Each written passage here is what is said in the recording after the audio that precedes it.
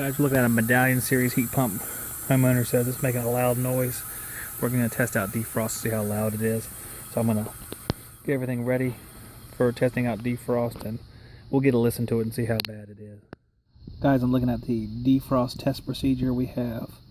First, you see terminals R and C must have 24 volts, blah, blah, blah. You short out the defrost thermostat so it says it's closed. Next, you jump to test pin to C on the terminal strip. This will initiate defrost test in 5, 10, or 15 seconds. That's depending on what setting you had it on. Let's read the rest of it and you can see it. That's what we're going to do. We're going to see the defrost, how it acts, and see how loud she is when she switches over. What I'm going to do is I'm going to start it here in just a second. You hear it click over, and this is how it should normally sound, obviously. And then you'll hear it switching to defrost.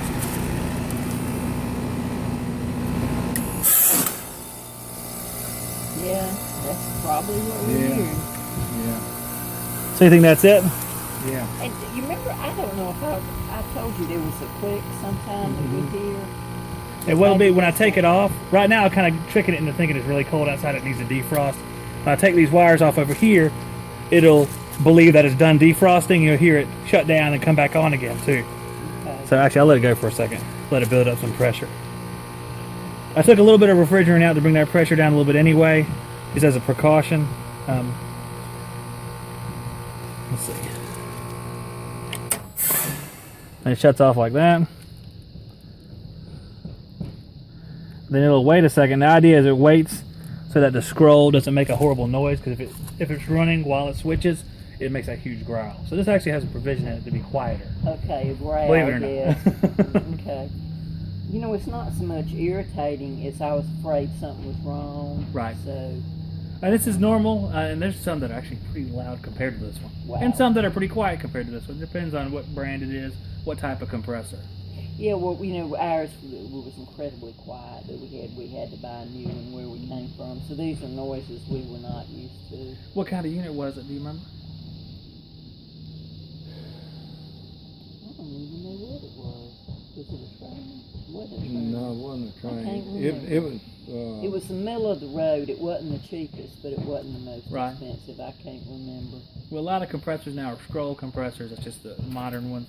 The older ones that were called reciprocators, and they sounded much better in defrost. When they switched over, it was much more fluid sounding. The scrolls, if they're running during defrost, it sounds like a truck's going by. Wow. So that's why it shuts down.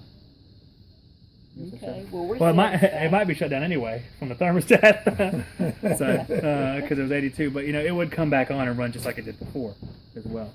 But I guess it might have shut off at the thermostat. Okay. You mind double checking that for me? See if it's shut off now. And what? As a thermostat, see if it's satisfied at whatever I set it on, like 81, I think. Drop it down. No, you can just leave it there, just double checking to make sure it's not supposed to be running right now. Because it was getting pretty warm in there, so it probably just satisfied the thermostat. Yeah.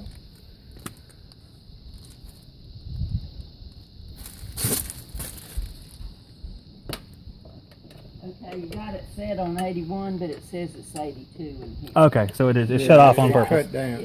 Okay. Yeah. All right. Well, that was the defrost noise. If that sounds like what you heard, that's normal right there. Yeah. That's standard. Okay. In fact, they can be much louder. I used to have a house where I had an old Goodman model CPRT unit, and when it defrosted, it was the loudest thing on earth. Everything else disappeared except for the noise from that unit. How could they stand that?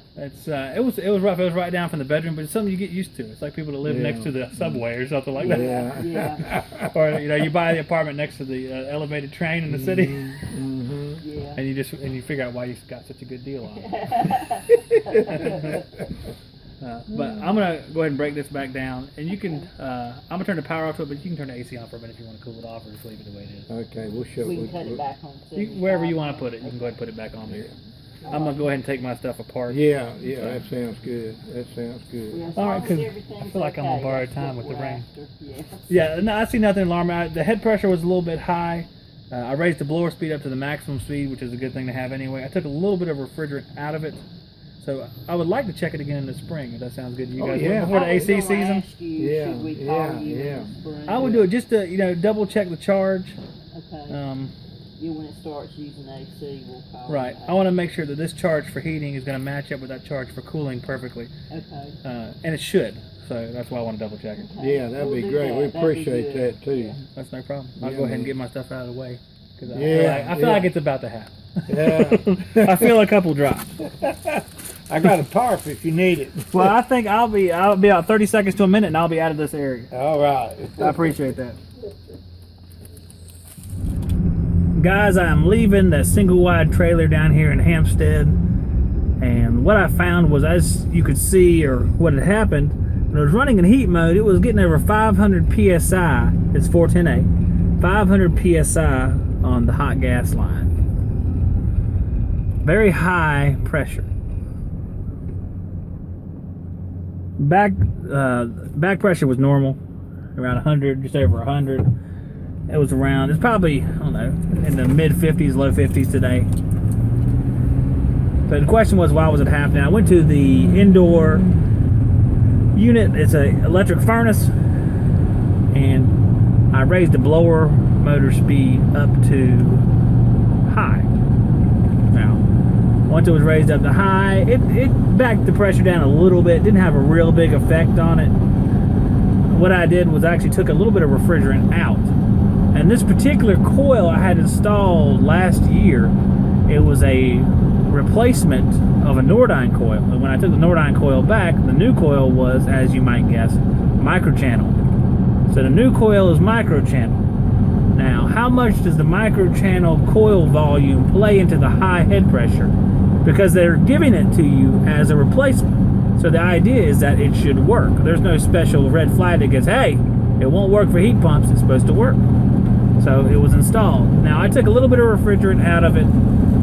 We're talking less than a pound of refrigerant. And the pressure settled down. The pressure was in the mid 400s, which was a little high, but not extremely high, because the indoor temperature, actually it might have not have been high at all, because the indoor temperature was into the 80s, because we've been running the heat so much. So, is the microchannel to blame? You might hear me talking on the video. I don't know if I'll have all that make it to the final edit, but I was talking to the homeowners and I asked them, I think I should be able to come back in the spring. Would they like me to come back in the spring and check it in AC?